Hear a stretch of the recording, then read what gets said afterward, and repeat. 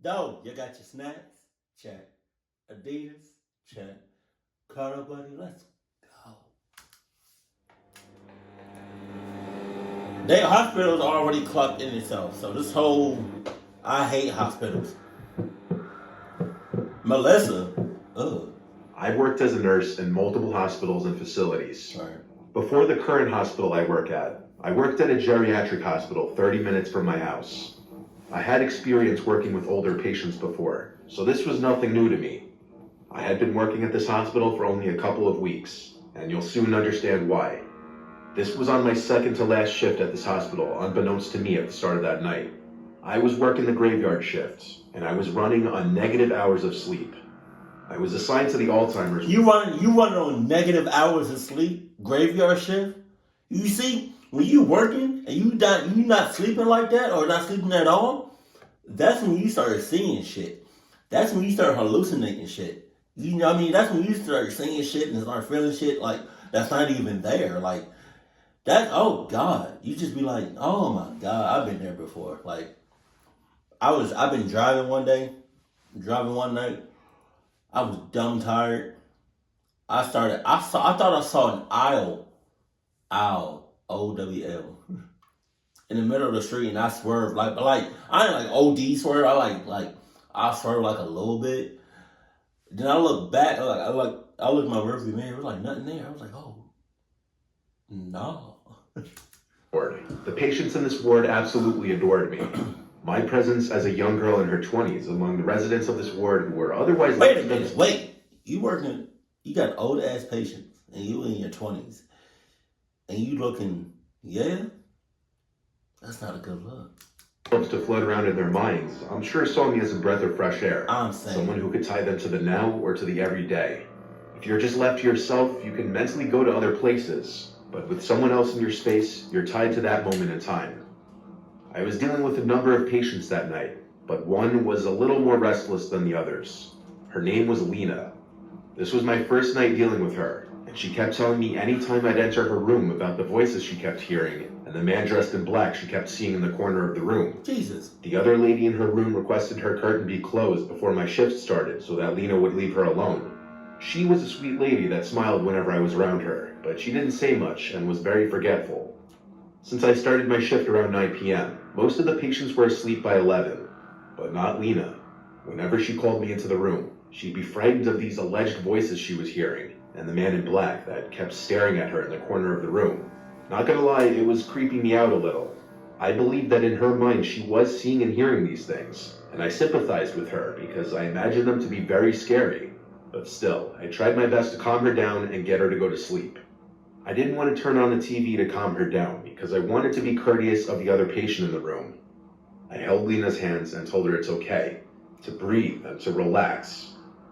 I reminded her that she wasn't here alone, and I was always just a call away. This seemed to do the trick.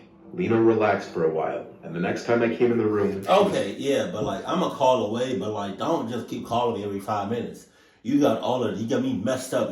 See, that's why I can't be no doctor, no nurse. That's why I can't work in no hospital. Because if you call me like every 5 or 10 minutes, I'm gonna get tired of that shit, and eventually I'm not gonna show up. That's clucked up what I just said. Sleep. Once most, if not all, of the patients are asleep, the night goes much slower. Time almost moves in reverse. An hour or two later, I was in the linen room stocking my cart when I heard something in the room. What? It was a relatively small, dead quiet room. I had the door closed too. That's why hearing another noise was weird. I turned, saw nothing, and resumed stocking my cart. My head. Then I felt what I can only describe to be a hand on my shoulder. Woo! Get that hand off!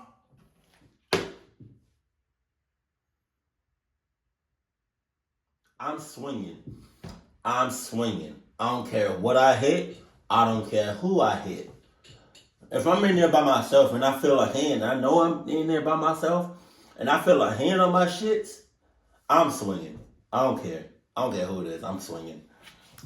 Looked at my shoulder, jumped, and screamed, but there was nothing on my shoulder. There was no one in the room. Okay. Yet, I knew I felt something large basically grab my shoulder. Jesus. I went out in the hall for a second to peek my head. No other nurses in sight. Dead quiet.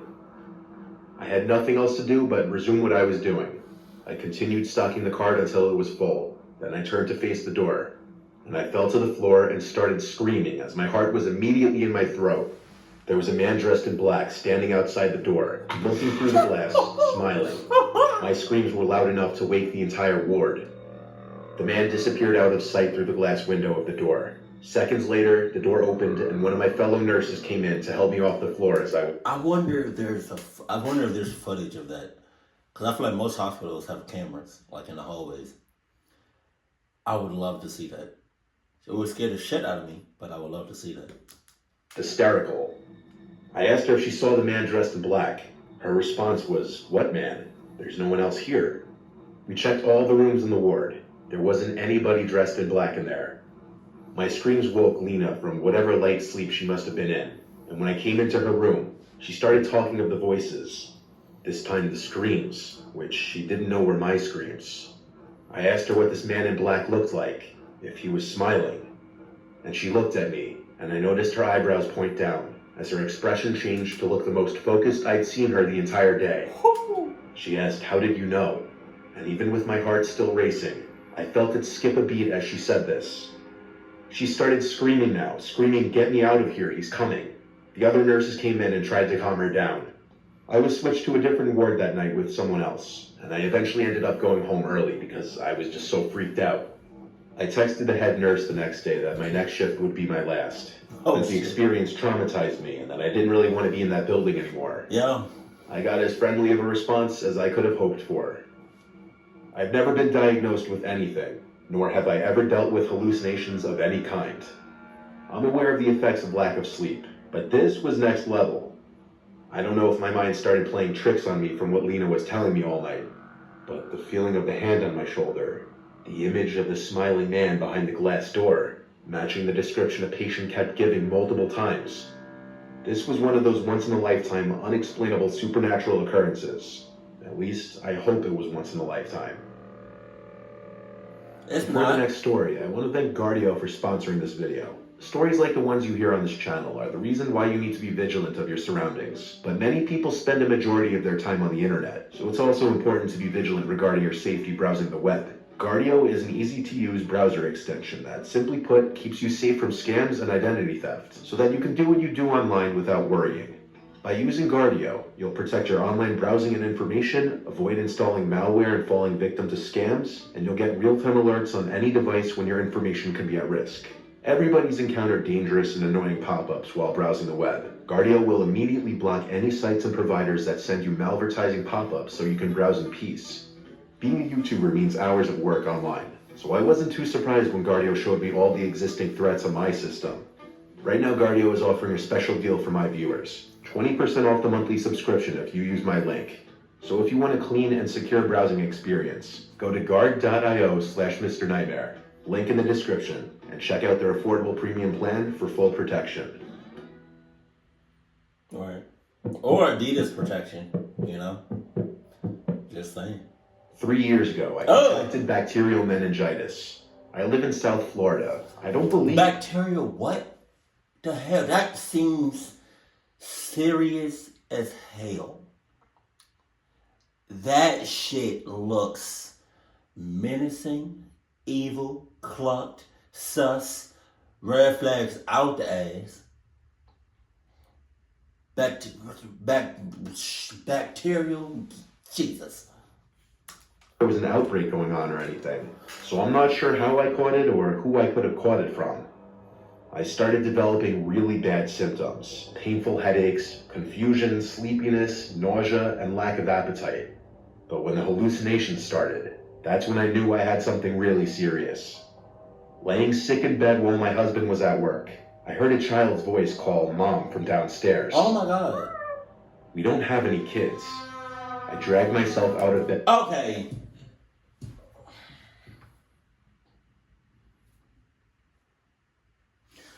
You just said we don't have any kids. The hell you get out of bed for? You hearing it is more than enough. You don't have to give it any more attention, but you're about to. So, I mean, clock you. You don't have any kids. That's like me being home alone, living by myself, and I hear somebody say, I don't know, like, or like I'm completely alone. Like I don't got no pets, no girlfriend, no kids, no nothing. And I hear, baby, hey mama, you look sus. You look so sus.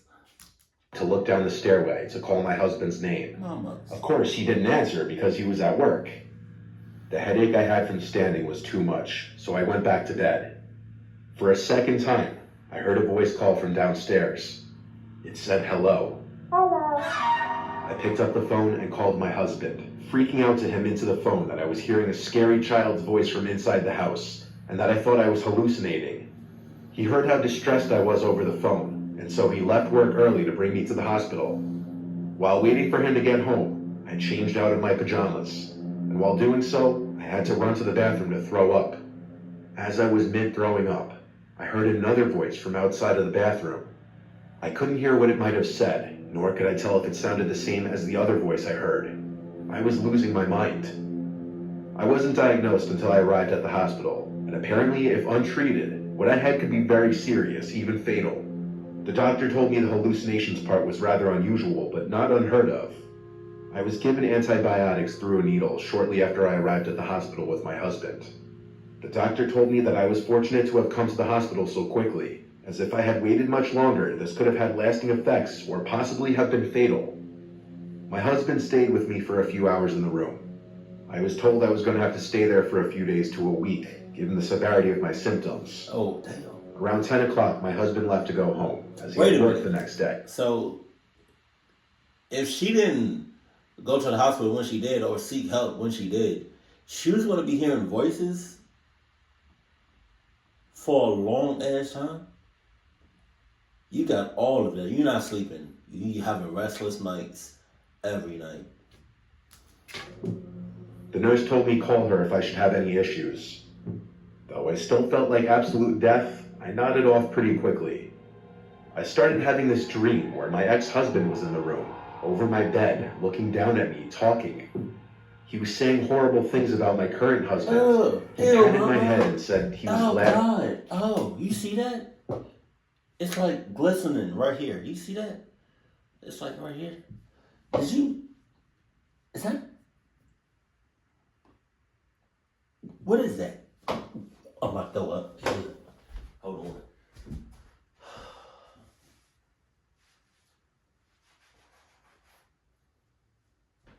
I don't know what that shit is. I don't know what that was. It either. What is that? She did this before. I don't know. I don't know what the fuck that was. That could have been either pee. That could have been like cum. I don't know what that was. She came on me before. Like I was in the bathroom one day, and I was pooping, and she was in heat. I don't know if she's in heat though, but she was in heat, and she climbed on my back. Bro, she started oozing.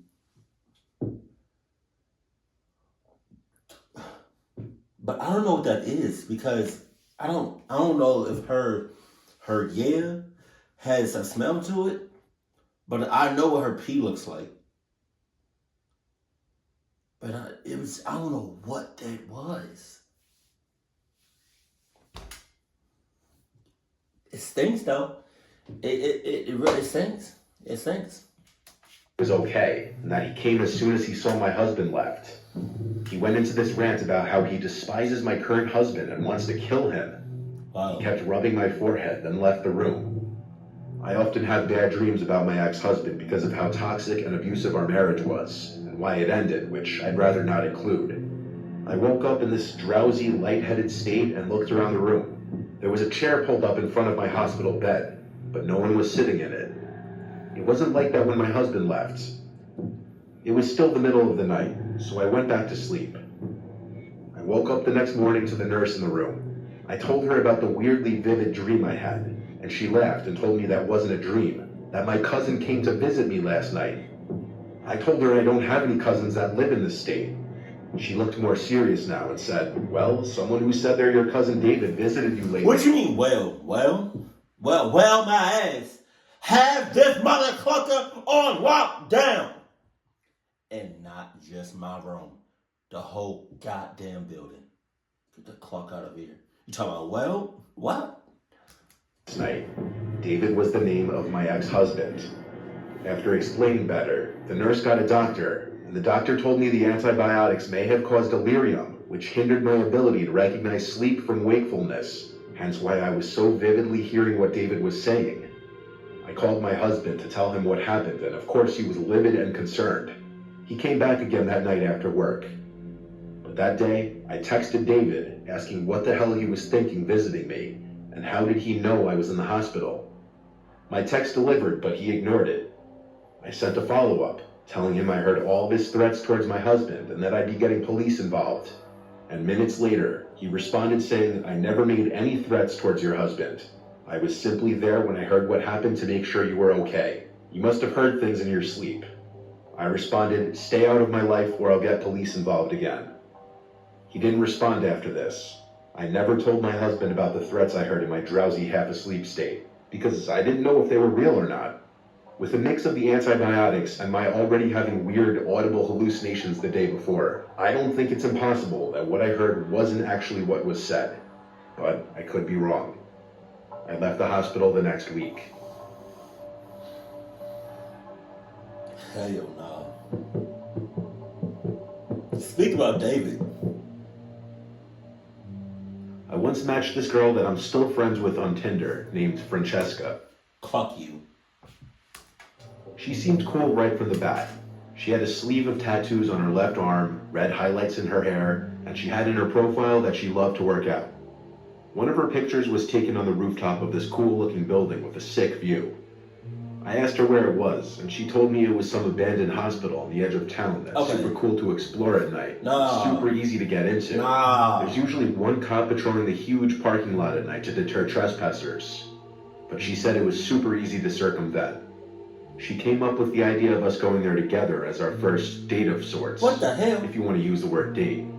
I was totally on board with it. She seemed cool, and it seemed like a cool, different kind of way to meet someone as opposed to the usual let's get drinks. I picked her up from her house 10 minutes away. Then we drove the 20 minutes to get to the hospital.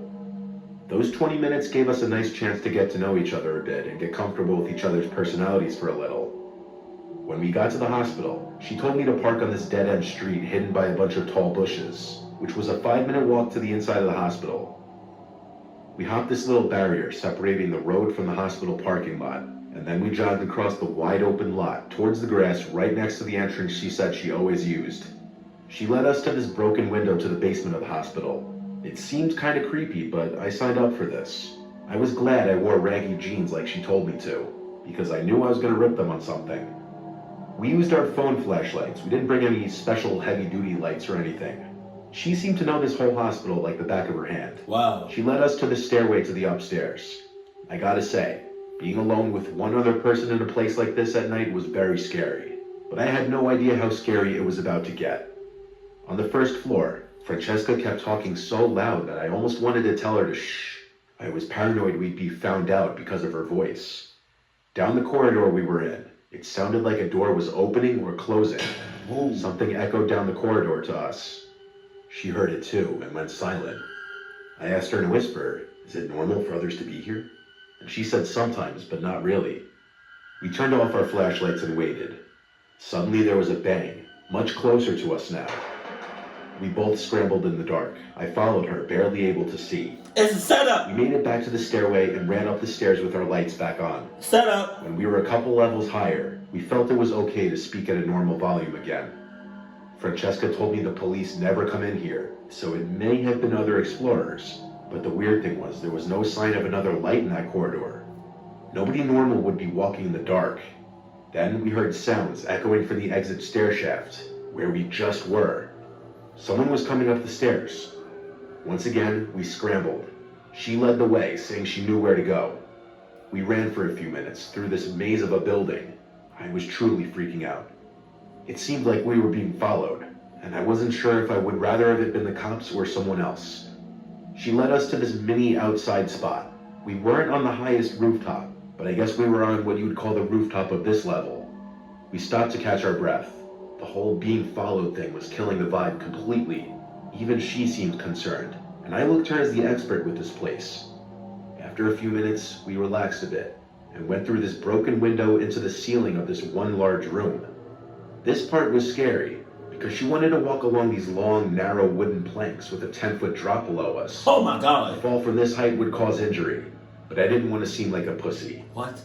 I followed her across this sketchy long wooden board until we got to the top of this pillar where one board stopped and another one started. We sat on this pillar to just chill and talk, with our legs dangling over the edge overlooking the darkness below. It was creepy in there. Can you imagine?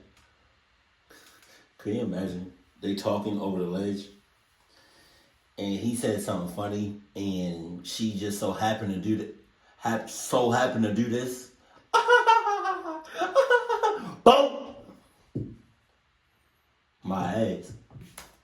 And I thought we were all alone, until there was a sound from below us. It sounded like someone walking. Our presence was already made known to whoever was in there, so we turned on our flashlights and aimed them down below. And right below us, standing at the pillar, looking up at us, there was this 40-something-year-old man in a black Carhartt beanie, wearing a black jacket and black sweatpants. He smiled at us and said in this creepy deep voice, "Come on down." What? As he was waving us to come down. I asked, "Are you police?" He disregarded my question as if he didn't hear me and repeated, "Come on down," with his creepy smile. Francesca and I got up scared and started walking back across the narrow piece of wood. I was even more scared of falling now than before. I had no idea what that man would do to us. As we were about halfway across, the man hurried out of the room below us through a door. He was most definitely going to try to catch us. We had to hurry. We made it across and tried to get out of there, knowing that man was dangerous. As we were running down the stairs in a shaft on the opposite side of the hospital, we heard the door a few flights above us open and slam shut, and then footsteps stomping down the steps. He somehow had followed us. We were hauling ass as if we were running for our lives. We made it back to the first floor, and we ran back to the opposite side of the hospital where we entered from. We went back to the basement and climbed through the broken window. The whole process of climbing through that window was haunting, because I went out second, and I was afraid my legs would be grabbed at any moment. But I think by that point we lost the man. We ran back across the parking lot back to my car, and when we made it, first thing we did was lock the doors and catch our breath again. That was a complete nightmare, and somehow, us getting through it together created a sort of instant bond between us. We drove away from there and stopped at a Wendy's to get food and just collect our thoughts in the car. We chilled for an hour just talking, and then I dropped her off. Francesca and I have stayed in contact through the years. What? And while we were romantically involved for a few months, we ended up just staying good friends. Neither of us ever returned to that hospital again. The fact that that was your first date, clock out of here. I would have cut off all law. I would have cut off everything. I would have cut my losses. Clock that, and then you met her on Tinder. Like Jesus, man. I don't clock with hospitals. I never did. Especially like American hospitals, but just hospitals in general. I don't care if they're like brand smacking, like, freshly built, state of the art hospital, or it's an abandoned old school hospital, or somewhere in between. I don't cluck with hospitals. Never did. Never will. Like, people die in there all the time. It gets haunted all the time. So you got all that. Keep cool. Keep it classy. And I love you. Stay happy. My family.